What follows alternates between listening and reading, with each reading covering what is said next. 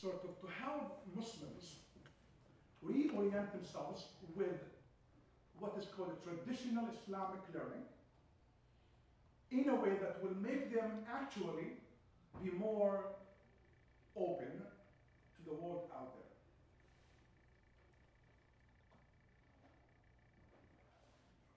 The challenge for me here today is that some of you may not have much study of hadith, and a lot of the terms I have or will be using would require a lot of knowledge. So you need to have patience with me. Those who know also have patience with me, so I have to be really as accommodating as I can. Originally, we were supposed to have a PowerPoint presentation. It's not here. They will come at 1 o'clock to fix it. But you have the PowerPoint presentation with you that will guide us throughout the day. The last thing I want to say is this. I have been preparing for this for months, really. But last night when I finished the PowerPoint at 4 a.m., I said, I'm doing injustice to me and to whoever will come.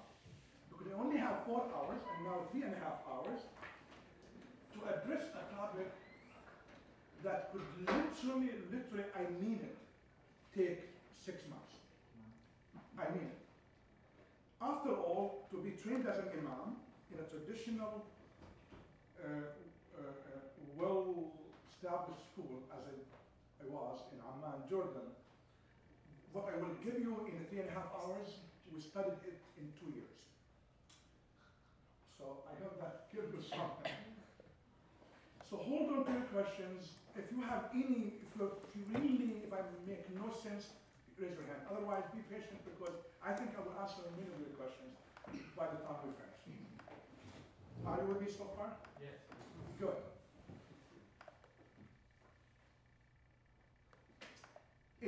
When we talk about the discipline or the science of hadith, I will use Arabic term from now on, ulum al-hadith. Ulum means sciences. Hadith means hadith. I will define that term in a few minutes.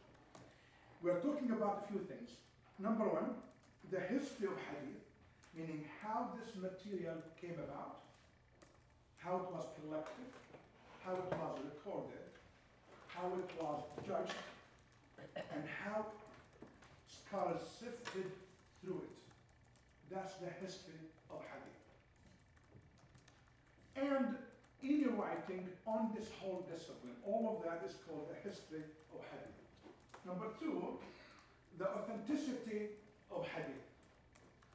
Because there are literally hundreds of thousands of pieces here and there that are called hadith.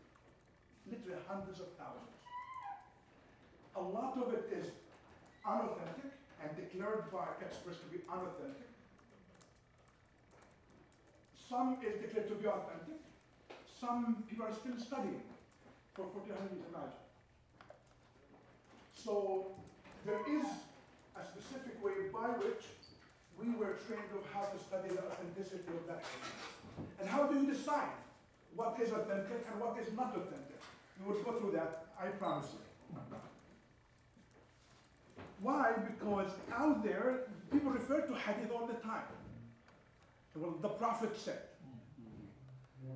And this is the lousiest statement you could ever hear, because in the science of hadith, there's nothing really called the Prophet said. By the way, it is always in the traditional science says, it was said by so-and-so that the Prophet was sitting doing so-and-so said so-and-so. So we never jump into he said, you see. And if people did not have that introduction, people would necessarily not accept the hadith.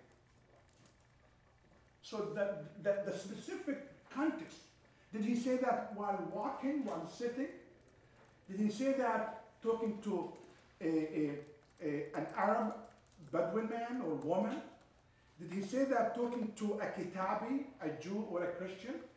Or to a Muslim? Did he say that during a night prayer or a morning prayer? Did he say that using his hand or not? And it makes a difference. if you are pointing to right, let's say, and I will mention a hadith later, where the Prophet described a specific woman who was the head of a specific nation, defining that specific reality. And he pointed his hand to her nation. Without taking that hand movement, you would not make sense of what he's talking about. Or you would have a different understanding of what he's talking about. This specific hadith we'll discuss later. If you take all of these introductions, you will end up understanding the Prophet, peace be with him, said to women, sit at home and do nothing. I mean it. But if you take all of that introduction, data that's available, you will understand exactly the opposite from what you will understand from the statement itself. So when I hear people saying the Prophet said, I say, well, wait a minute. This is not a guy, obviously, or a lady who really knows the science of hadith. See where I'm coming from? And that all comes under this word authenticity of Sunnah or Hadith. Classifications of Hadith. There are classifications. Authentic, unauthentic, weak, acceptable, has deviated from, cut off from, reaching out to. There are specific terms we'll discuss later. And everyone defines a specific language, a specific context, a specific judgment that you are rendering on a specific hadith. And that will make a difference. If a hadith is declared to be unauthentic, how can you make a ruling out of it? So, what does Islam say about women's education? Well, if you have a hadith that says women have to sit in the corner of their bedroom, and there is a hadith like that, by the way, and not go out to pray in the courtyard of their homes, there's a hadith like that, we're in trouble. What do you do with another tradition where the Prophet said, do not prevent the women of God from attending mosques? There's contradiction here. Is this really a contradiction? Or is there a specific context that will make you understand the hadith in a completely different way if you know that whole context? Or maybe this hadith is hadith, but is unauthentic hadith. You see where I'm coming from? Because every time you say hadith does not mean anything. The word hadith does not mean anything without identifying exactly what you mean by that. And we'll understand in a few minutes that the word hadith may refer to something scholars said, or the disciples of the Prophet said, not the Prophet himself. And with history, the statements of the disciples become the statements of the Prophet. People don't know the difference. And we end up in trouble. You see where I'm coming from? So that authenticity, discipline is quite important. Takhrij of hadith, we'll deal with it later. You see this here? I'm going to really confuse you before you go home. This is a hadith,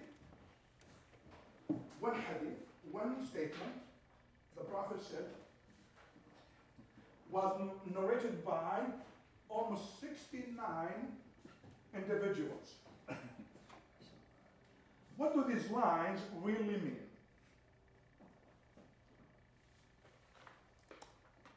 This is a discipline called takhrij. The idea is to break the statement of the Prophet into pieces, to study the chain of narrators into pieces, see who said what, who met whom, where and what and how. My God, a big discipline. This could be someone's PhD dissertation. That's what this was, this specific lecture.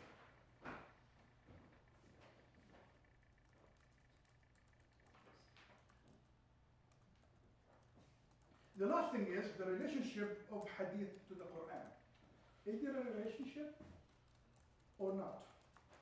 All of this is called the sciences of hadith. Any questions so far? Good. No. I'm making no sense. That's good. Yes. Yes. If a hadith is declared unauthentic, why is it not discarded. Well, that's what we have to, we will come to that. We'll come to that. Okay, now you have the PowerPoint presentation supposedly with you. Yes.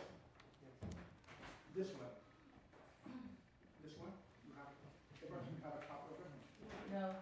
No, it's a different format. It's like Really? this. Oh, so not this one? No. The same content, but we printed it as an outline. As It's the same an words. outline. All Okay. the same words. Okay, the same way. Okay. Okay. So meaning of hadith, the word hadith, it means to speak and tell, to dialogue and discuss. It means a story. It means news. It means to report.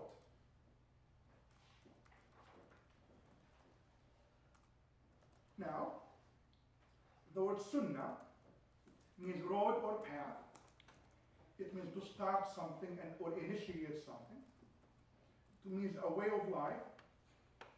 It means precedent. And it means custom.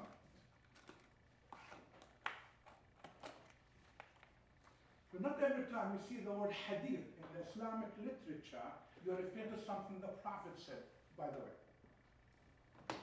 It could be a story told about the Prophet or about someone else.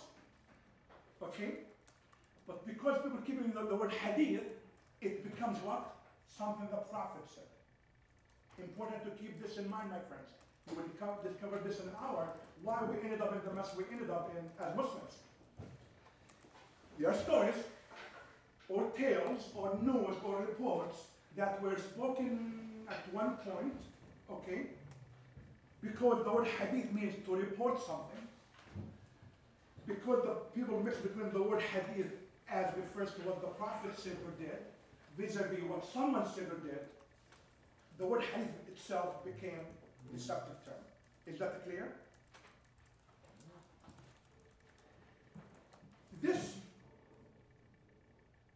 if you go to a few lines down, I think I have this slide. Under words meaning, words meanings. Two pages down, maybe or two or one page down. You have Hadith Sunnah, Khabar, Athar, and Naba. You have those terms? Yeah. You see here, when it is a report or when it is news about something that people use the word hadith to refer to, it actually was classified by the scholars of hadith as khabar or athar or naba. Every time you see the word khabar, athar or naba, you are referring to stories that ended up being called hadith when they are not really hadiths. Meaning statements said by scholars or disciples or meaning sahaba or Muslim jurists, okay? Because their statements are spoken and reported, were given the word hadith. Later, not identifying that name of that person, his news or his statement became hadith. Meaning, became something the Prophet said, the Prophet never said. Is that clear? Well, it's very dangerous. It is dangerous for ordinary people out there, not for experts. Because for the experts who studied this discipline, we know that data and where it comes from. And when we read the word hadith, without identifying the name of the Sahabi, what you see in yellow here, you say, okay, wait a minute, this is not something the Prophet said. This hadith, someone said, that is not what the Prophet's statement. Am I making sense? Mm-hmm. Good. So let's go back now.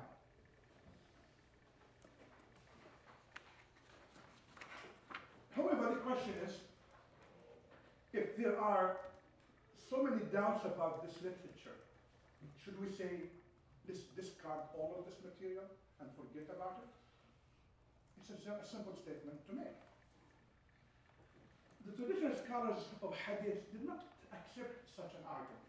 So we're going to just discard all of these thousands and hundreds of thousands of stories and narratives about the Prophet because we have doubts about what may have happened about some of them at one point in history. Their argument was actually based on the Quran itself. Should we only focus on what the Quran says or on what Muhammad says too? For those of you who are not Muslims here, the Quran for Muslims is the word of God, revealed to Prophet Muhammad through the angel Gabriel. Or that is what the traditional Muslims have always believed. Vis-a-vis hadith as opposed to what the Prophet said or did, are things the Prophet said or did. Some scholars of Islam would say God revealed those things to the Prophet, not in the form of the Quran, but in the form of inspiration so that he could pass them on to his community. So some scholars would go as far as saying what the Prophet said was actually a form of revelation, not like the Quranic revelation, meaning the Quran, when it was revealed to the Prophet Muhammad, Jibril said, or Gabriel said, this is the Quran, declared as such. This is chapter 12 and verse 1 to 2, and with specific order designed by God. Vis-a-vis hadith, God inspired the Prophet through Gabriel or some other means